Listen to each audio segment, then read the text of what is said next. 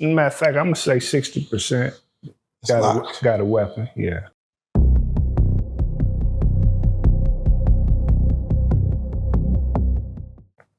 And people have tattoos over their face and stuff like this. Is something that you're in prison with. Yeah. And people still question if you was like legitimate or something like as a damn the rap world. Right. When they see you, right. Do they ask a story like, man, what happened? Or they understand like, nah, this man's been through something. This man's been through hell or he's been through war. Well, I'm gonna first let the people get a good look at the scar, but I can't say what they were thinking, but I would think if I see somebody with that type of scar, in my mind, you definitely know they've been through something. What, you don't know, you don't know. But just because a nigga got a scar on his face in prison don't mean he's solid. So that was the question, is he solid? But as far as pulling up on me, asking me about my face, I'm not allowing that. And nigga, I don't know you. I'm not finna let no nigga just pull up and go to quizzing me. You know what I mean? That's a problem. But if I get, once we cool or something, like what happened right here? Shit, I got shot. You know what I mean? But put a stranger, hey man, what happened to you, man? If you don't back up. Yeah.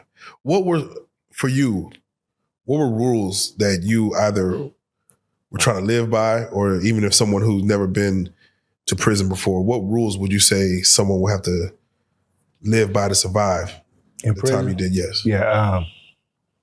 There's only one rule to survive in prison for a real man. And everybody that's in jail listening to prison stories know the number one rule. Anything you do, you have to be 21 about it. And that means you have to be a man about it. You have to be a grown-up about it. So my thing I wanted to I'm a man first, so I just wanted to make sure I stood on principle. I gave respect, because that's what I expected. I'm not gonna say I was running around in prison stabbing everybody up, because I'm not a tough guy. That's not my MO. I'm just a man. And so as long as, even to the guards just watching, they know. If you come to me any other way outside of respecting that I'm a man first, we got problems. Yeah. How many fights, if any, did you have in prison? 4. Yeah. Do you remember the reason for the first fight? Yeah, just, the first, I can give it to you better than that. I had one fight that I felt like I had to fight. The other 3 was because I kind of just wanted to. You need your ass whooped, or you ain't been touched, or, something like that, or I'm rocking with my guys, it's in a riot. But one fight to where I'm like, it was a young boy, he was 31 years old. I was much older at the time. But I felt like I had to fight him because he didn't respect nothing but the fire. Meaning, he ain't gonna respect nothing else. I'm watching him how he interacting with all these other different people. And I said, okay, see, this young nigga right here, so he one of them ones, you just got to put the business on him. And I was right. You know what I mean? I knew it. So when it was my turn, when he finally picked me on his Rolodex, I went directly in his hello. And, got to, and I ain't gonna say I whooped him. I won the first round. He caught up on the second round. Ain't no need me lying, because them niggas in jail, they'd be, oh yeah. He caught the second round, but the first round I put him down. But he respected it. I had no more, not even a side view of the nigga. You know what I mean? Side eye from it. Yeah. Did you, when it comes to prison, you said, well, let me ask this. How many people do you feel are knifed up in federal prison, percentage-wise?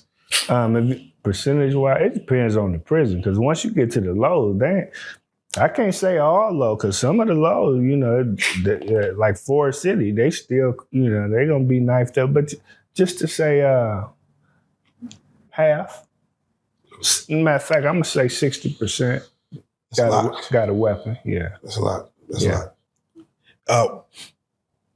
As a general question, what would you say is the worst thing you see in prison? or something that stays on your brain? Yeah, one that I can't shake. And I was just telling my son about this the other day. This is how sick prison is.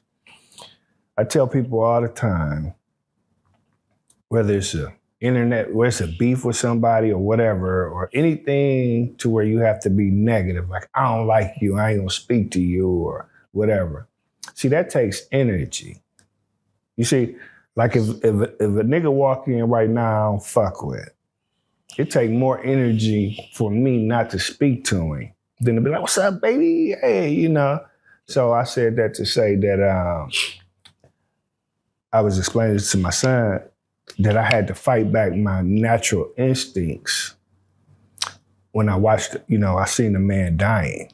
It didn't have nothing to do with me. So they done beat him up, stumped him out, and he's trying to make it to the officer station. And he kind of sliding up the wall because you can't see, his eyes are, fucked up. So he just trying to feel, and he was making a noise like I never heard a human make. Now it takes all of me to not go assist him to that officer station, but in prison you can't get in nobody's business because that could have been me. I hear that where you have to mind your business, but a situation like that, you still mind your motherfucking business. You want to be human or you want to be unhuman? You want to be human or you want to be unalive, nigga? What's up to you? It's not a situation where like I'll own his respect. At least I helped him out. Like it's like you just don't need to know whatever that is. Man, you better perfect your look off, guy.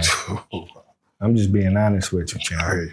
And it's crazy because I got a brother of mine, Tywin Trigg.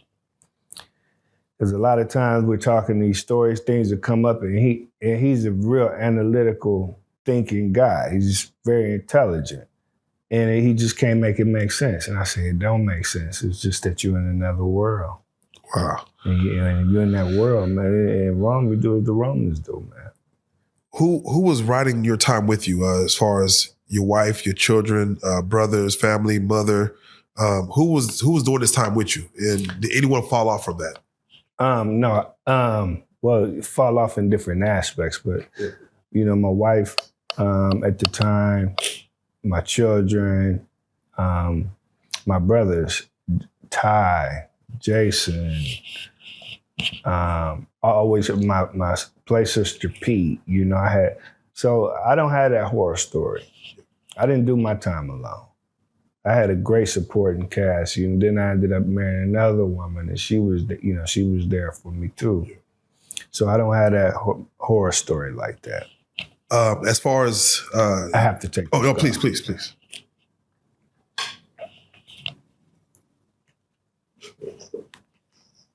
Hello. I'm doing an interview.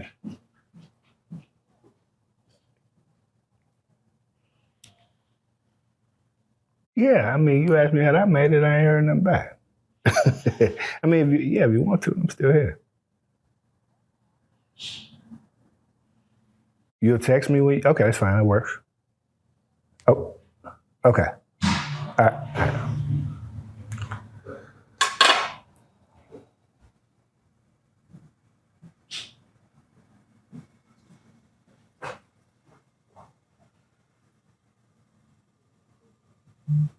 I'm sorry, brother. First about what?